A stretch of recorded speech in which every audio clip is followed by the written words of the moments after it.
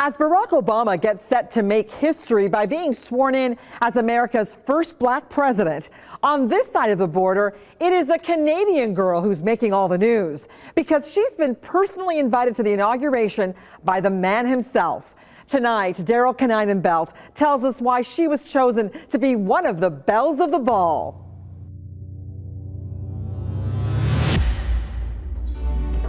A Canadian lady in red, on her way to the political party of the century.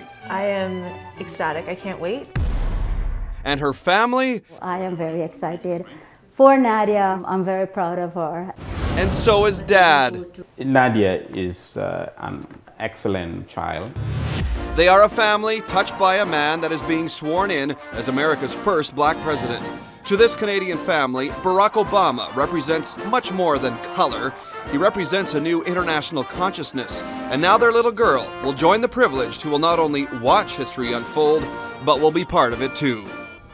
The letter. Tell us about the letter. Nadia has received a personal invitation to Barack Obama's presidential inauguration. And Your mom thought it was junk mail. Yeah. So open it up. Open Okay. it up. It is my great pleasure to inform you of your selection to come to Washington, D.C.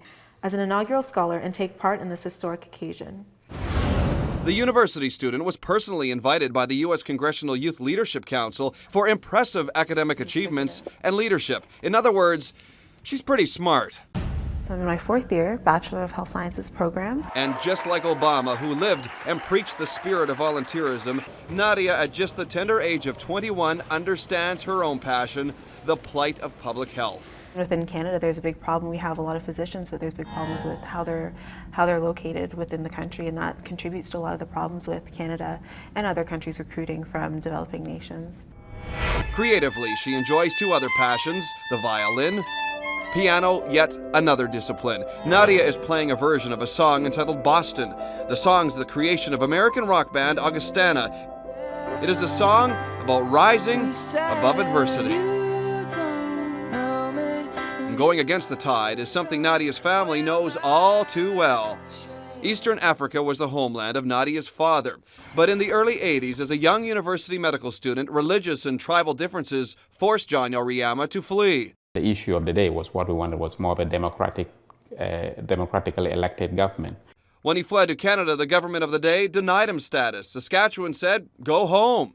So John tried Ontario. 21 years later, he now operates his own medical practice. So long as you focus yourself in what you want to achieve for the future, you can always achieve that. One could say John Oriama was living out "Yes, we can" long before Barack Obama. You will respond with that timeless creed that sums up the spirit of a people. Yes, we can. Thank you. God bless you. And may God bless the United States of America.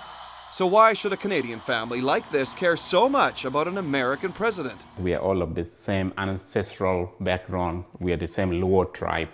We speak the same language. Makes me very proud. Is it that important that he's black, or is it important because of his ideals? I think both are important. But for you? For me, the black aspect is extremely important because of the fact that we have to start somewhere. And I think the fact that a black person has achieved the highest office in the world at the present time is an achievement that we never thought we would see in our generation. So if you have a chance to meet the president, what will you ask him? If I have a chance to meet Barack Obama, I would ask him. I know he has a very big vision for the United States in the years ahead, but I think I'd kind of just look for a concise version of what he could give for that and just ask for his view on how what he has planned for the next 4 years differs from what's been going on in the United States in the past.